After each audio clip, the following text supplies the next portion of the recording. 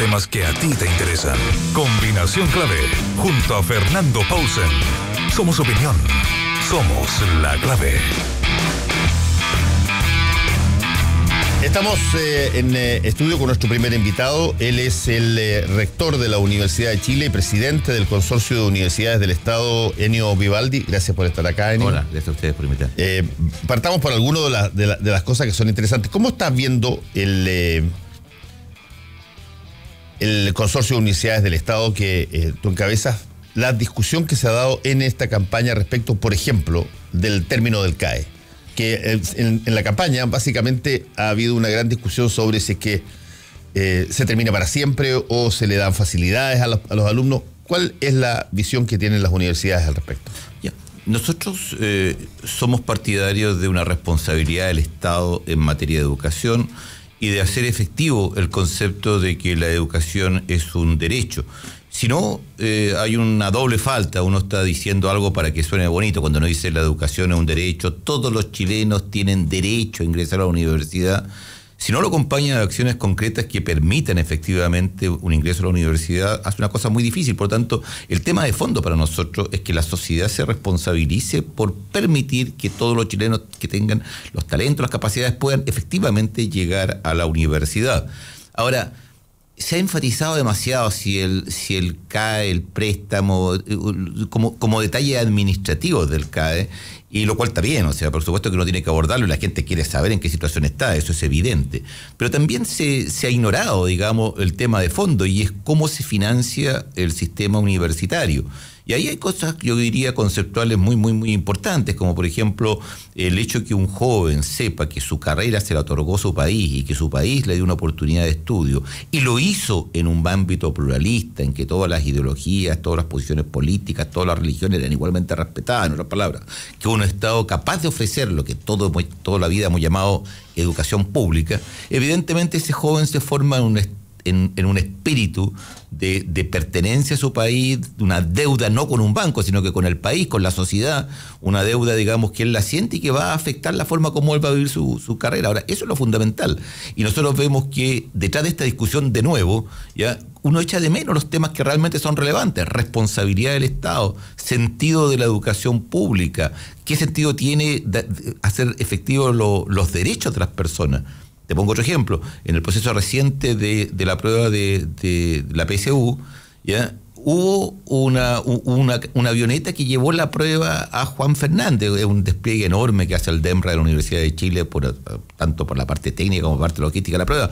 Pero es un ejemplo muy bueno. Si tú no haces eso, entonces decir todos los chilenos tienen derecho a entrar a la universidad, es una frase vacía. Si no eres capaz de verdad que el niño chileno que está en Juan Fernández efectivamente pueda dar la prueba, si no haces eso, entonces queda en el aire lo demás. Entonces, ese concepto de responsabilidad del Estado, ese concepto de hacer efectivo los derechos, no solamente proclamarlos, sino que hacerlo efectivo, para nosotros es la clave del problema. Y de nuevo, que si dijo, que no dijo, que iba a volver el CAE, que si cuánta plata y si según cuánto gana, está bien, hay que discutir todos los temas administrativos, pero no se puede dejar de discutir los temas de fondo en primer lugar. El CAE fue una receta, de alguna manera, un ingenio para intentar responder a la pregunta de por qué no había una mayor cantidad de personas estudiando que querían estudiar. Y la respuesta en ese entonces era, bueno, porque no hay cómo financiar ese estudio. Y se creó esta lógica del crédito con aval del Estado, que después en el tiempo se empezó a ver que efectivamente se transformó en una mochila bastante grande, de lo que hoy no duda nadie en ninguno de los dos lados. Tanto es así que han habido normas y medidas para alivianar esa carga, tanto en las candidaturas de derecha como en las candidaturas del oficialismo o de la continuidad del gobierno. Y por lo tanto, hay una situación que es bien curiosa. El objetivo que era positivo al construir el CAE, el objetivo que es integrar más personas al mundo universitario, finalmente termina transformándose en una suerte de boomerang contra esa misma posibilidad más adelante. Eso es algo, rector, que obedeció a una incapacidad de percibir en el futuro esto, o a que eventualmente lo que se necesitaba era romper una inercia que había y generar de alguna manera un flujo, aunque eso eventualmente se supiera que iba a terminar probablemente con una tremenda deuda para el estudiantado. A ver, lo primero que yo tengo que señalar que es muy, muy curioso, y es que al momento de invertirse el CAE expresamente se hace para tener un sistema paralelo, que es lo que realmente resulta, de modo tal que, por ejemplo, las instituciones públicas hoy día somos el 15% del total del sistema. La decisión del CAE está indisolublemente ligada a una decisión de abrir un nuevo sistema. La primera pregunta es ¿cómo andaba el sistema anterior que hiciera necesario abrir el nuevo sistema? Porque yo creo que si algo teníamos bueno los chilenos era una calidad garantizada de nuestro sistema educacional. En todo el mundo se decía un médico chileno, un ingeniero chileno, alguien que viene de la educación universitaria chilena, es por definición bueno, era un sistema con un piso muy elevado. O sea, aquí tú no veías la heterogeneidad que veías en otros países en que coexistía gente muy buena con gente de no tan buena calidad. Por lo tanto, el sistema chileno daba garantía total, particularmente su sistema público daban garantía total. Ahora, eso le ha significado otro esquema totalmente distinto, que era decir, el Estado se responsabiliza de ampliar la matrícula. Sin embargo, ahí lo que se opta claramente es decir, hay un nuevo modelo, que es casi, diría, abiertamente un modelo de negocio. Con eso no estoy estigmatizando ni a las universidades ni a sus estudiantes, ¿ya? Pero es otra forma de concebir la universidad. La universidad para las generaciones de chilenos era siempre un lugar en que se abrían nuevos mundos, se escuchaban ideas que jamás nunca se le habían pasado por la mente a los estudiantes hasta ese momento, se conocían profesores formidables, se planteaban nuevos problemas, se entendía lo que era la situación del país, la necesidad de desarrollo, etcétera. Eso eran las universidades, pasaron a ser instancias en las cuales se le decía a la gente, mire, invierte en la universidad, lo cual por lo demás, se lo toman literalmente resultó ser una estafa en ese sentido, disculpa, porque tú le decías a la gente, mire, y esto es terrible, porque a un cabro de 18 años tú le estás diciendo, mire, así como un señor de 50 años recibe una herencia y dice, me va a comprar un departamento y todos los meses voy a recibir la plata del departamento y me va a permitir un mejor pasar la plata de arriendo. Ese razonamiento te lo está diciendo un cabro de 17 años que tiene una vida por delante. Le dice, mire, si usted invierte plata, endeúdese, ¿ya? Invierta plata y después eso va a traducirse en un mejor sueldo para usted gracias a que va a tener este título. Le estoy vendiendo un título que va a permitir mejorar sus ingresos. O sea, esa forma de ver el mundo para estos jóvenes realmente cambiaron una noción de universidad, y creo que fue trágico. Ahora, lo que te decía medio en broma, medio en serio, es que yo creo que tú puedes demostrar perfectamente bien que si con ese razonamiento, si en vez de invertir en la préstamo del CAE, etcétera, que a lo mejor no logró titularse o se tituló y no logró empleo, todos sabemos esa situación, lo hubiera invertido, no sé, en una moto, en un auto utilitario, digamos, si el razonamiento es ganar más plata, le hubiera ido mucho mejor por esa otra vía probablemente. Entonces es una distorsión muy grande del sistema universitario, del concepto de universidad, del concepto de cultura, del concepto de ciencia, del concepto de formación de personas. Hay una distorsión muy seria detrás de eso. Y no hay también, rector, estamos conversando con Ennio Vivaldi, rector de la Universidad de Chile, no hay también, rector, una suerte de llamémoslo así, resultado paradójico, en el sentido de que el negocio, como usted lo mencionó, el negocio en la universidad, entendido como el lucro que se puede obtener en la universidad, está prohibido por ley. Sin embargo, cuando uno introduce al banco y el banco tiene un resultado óptimo porque no presta a tasa cero, presta con un interés y ese interés incluye a su vez un propio lucro, ¿no es de alguna manera dispararse en los pies dentro de la propia ley?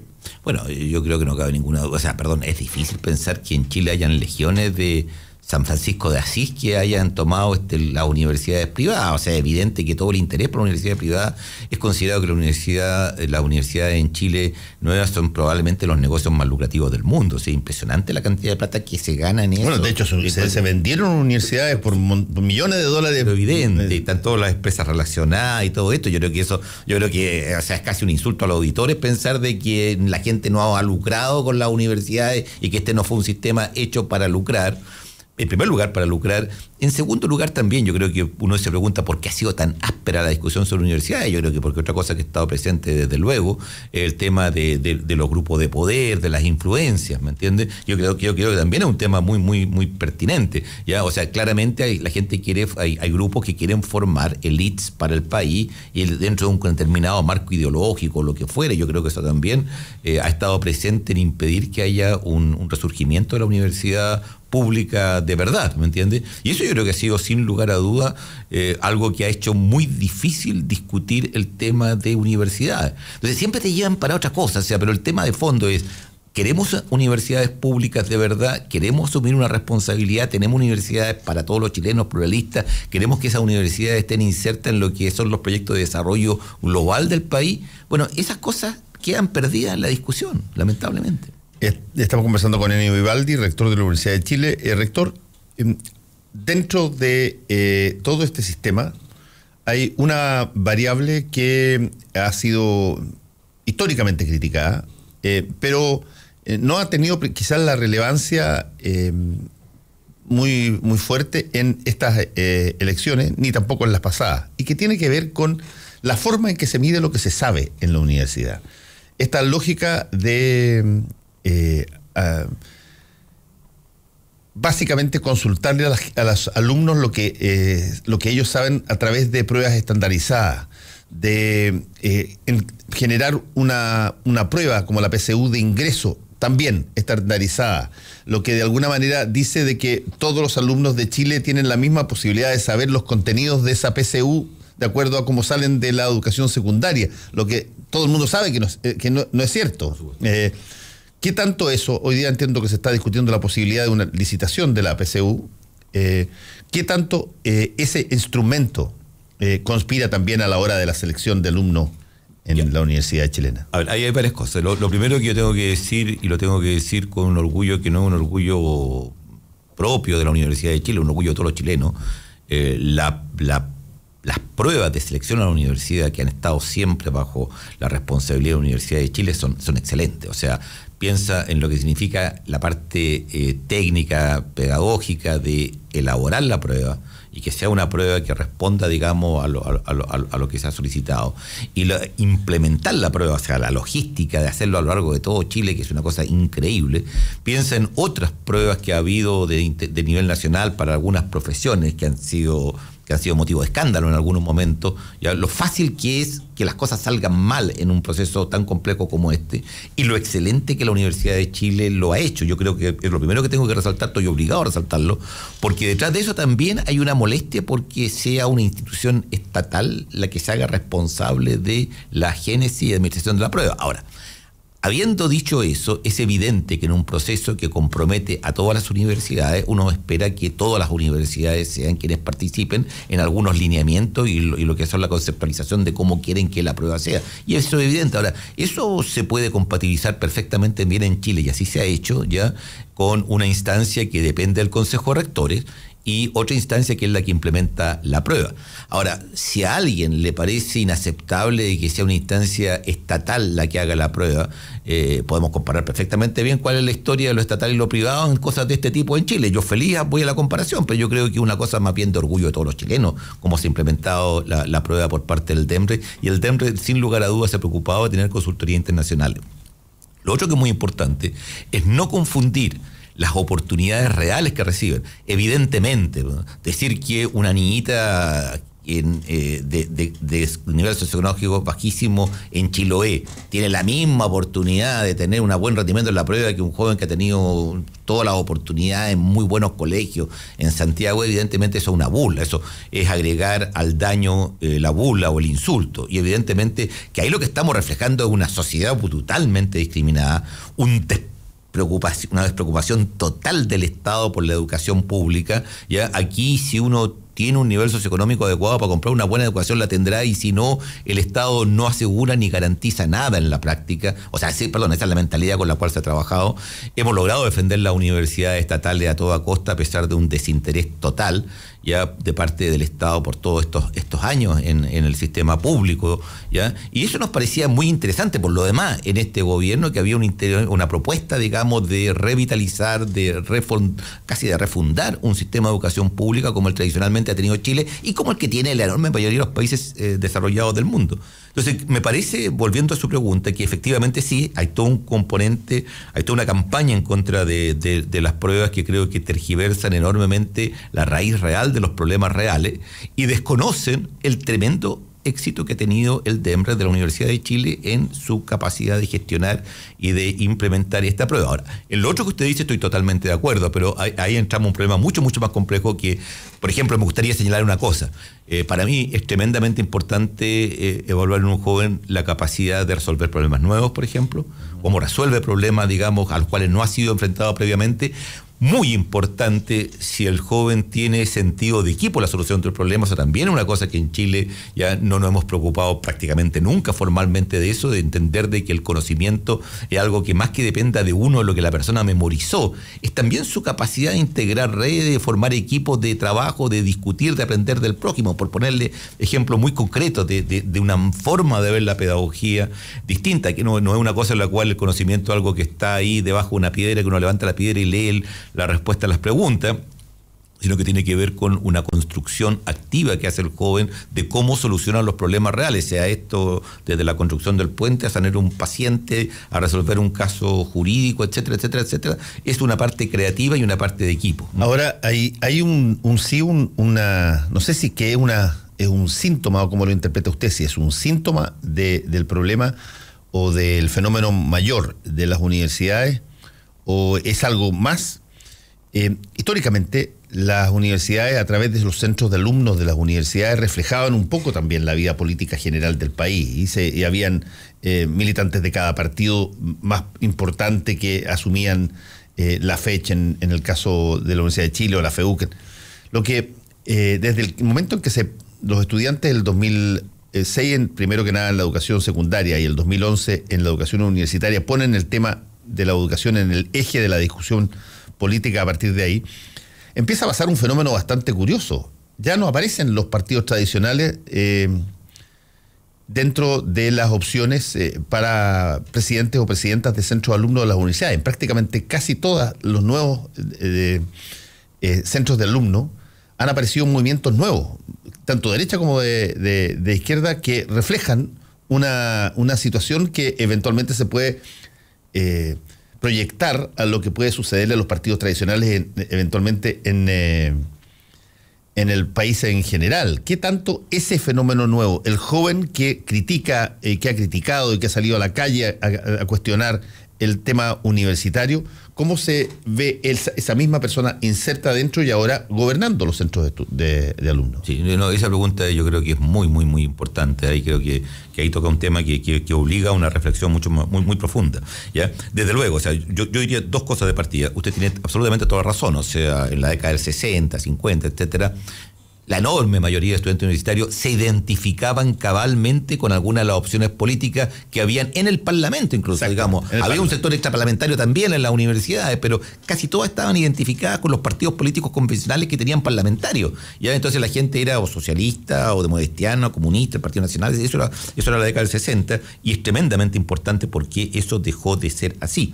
Lo otro que yo señalaría, como un antecedente que me parece imposible de no considerar, es ciertas características que tienen las universidades a nivel de las regiones del mundo. Toda universidad tiene una obligación de excelencia de estar en la frontera del conocimiento. Eso es válido para cualquier universidad donde uno la ponga, y si no cumple con eso no es una universidad de verdad.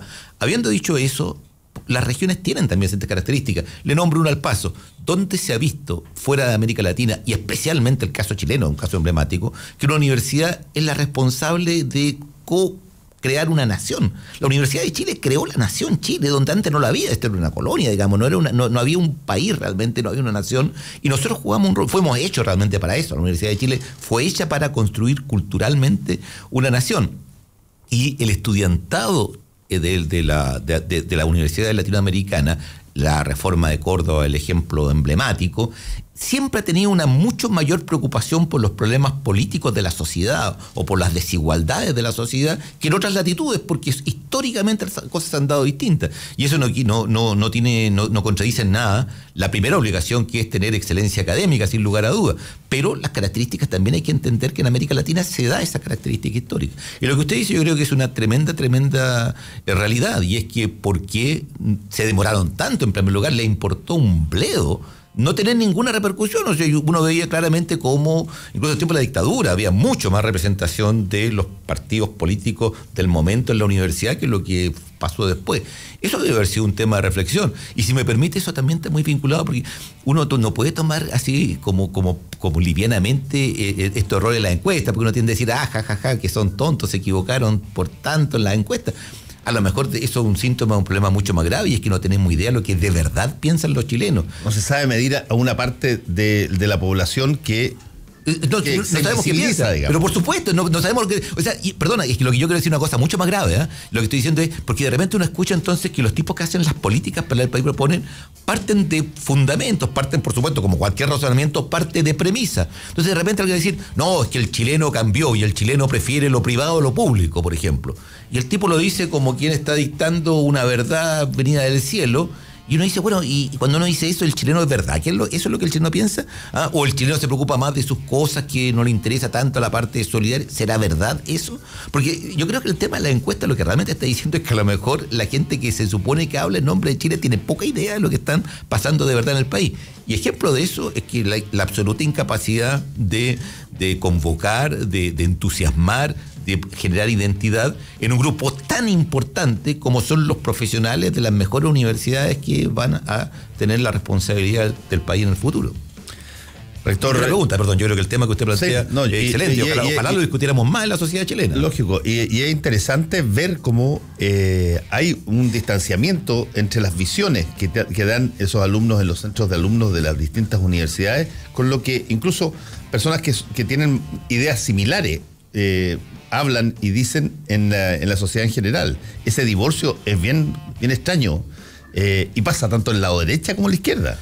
Por supuesto, pero digo, por ejemplo, a mí me extrañaba, por ejemplo, a fines del periodo de dictadura, ya de repente hablaba con estudiantes y los estudiantes no le creían a la autoridad por principio. O sea, yo eso no lo podía entender, porque yo como estudiante hablaba con cualquier autoridad académica, cualquier tipo, ¿ya? Y para mí era obvio que lo que estaban diciendo era sincero y cierto, y les creía, ¿ya? Pero se había creado un clima tan distorsionado que los jóvenes sencillamente no creían lo que les decían. O sea, entonces de ahí viene, bueno, eso genera toda una dinámica también de cómo ellos enfrentan a esta gente que no les merecen confianza. Es bien terrible. Rector Aníbal Vivaldi, muchas gracias por haber estado con nosotros en Combinación Clave. Muchas gracias, fue muy grato. Volvemos. Tenemos todas las miradas,